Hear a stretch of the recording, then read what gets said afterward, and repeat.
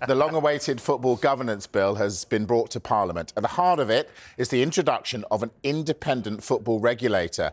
And among their new powers would be the ability to access real-time financial information from inside clubs. Now, Lucy Frazer, the Secretary of State for Culture, Media and Sport, heralded the launch of the bill at Leyton Orient's Brisbane Road Ground today. She stressed that it will give fans a greater voice in the running of their clubs. Why is the need for it to happen right now? Well, we've needed to bring in a football regulator. We were talking about it for decades. We've asked football to sort itself out, to make sure that the money flows through the pyramid and that football becomes financially sustainable. Unfortunately, that hasn't happened. Can you just explain simply what the regulator will do, what it can do?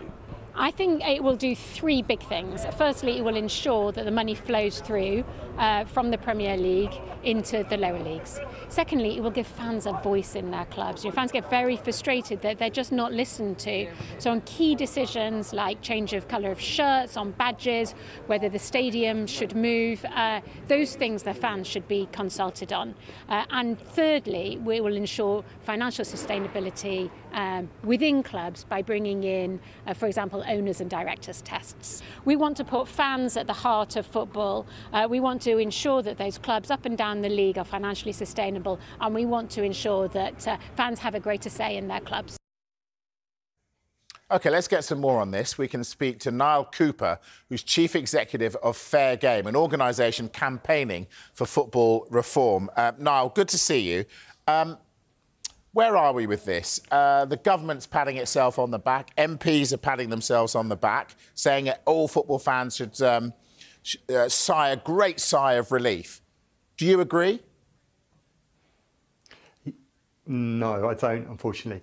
I wouldn't say all MPs will be patting themselves on the back. I think a large portion of Parliament definitely will not be patting themselves on the back. There is a big flaw in what we've seen from the bill, and we've only seen it in the last hour and a half, so our team have been looking over at the 130-page document in depth, and the big flaw is really on that financial flow question. If you're looking at the number one objective of the regulator is to have fair financial flow and a proper financial sustainability within football, then that needs to be addressed. And at the moment, that is not really dealt with in a sufficient way that we would want. At the moment, it talks about the responsibility lying largely with the Premier League and a bit with the EFL. That doesn't really address the concerns of majority of football clubs. Remember that where you see the distress within the game is often lower down the pyramid. That's where Bury and Macclesfield are. That's where you've got the issues with Southend and Scunthorpe United. This deal, this kind of bill at the moment, basically betrays them because it doesn't allow the ability to that financial flow to be overseen and decided by the regulator. And that's really what you need to do if you are to deliver the number one, remember the number one objective of the regulator, which is the financial sustainability of football. It's failing on that core objective at the moment. OK, so if the regulator doesn't intervene, does that mean that all of this is actually just for show? I think there's an awful lot of good things in this bill.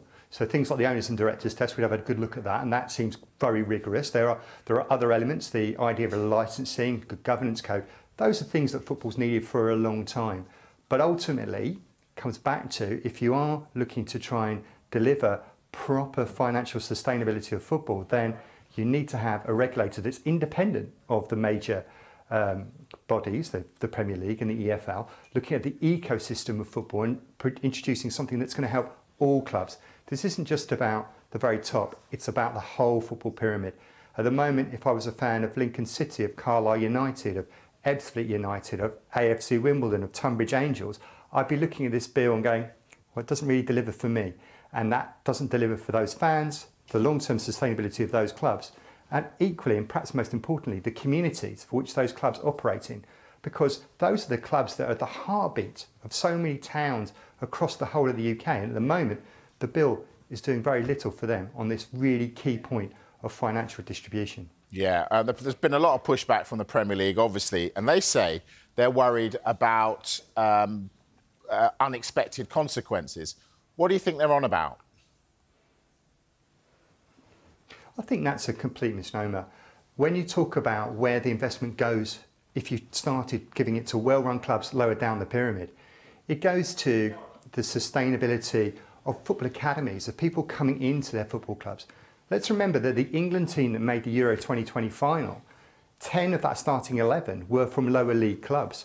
That's the heartbeat. That's the actual kind of brilliant thing about the British game, or the English game, and the English pyramid.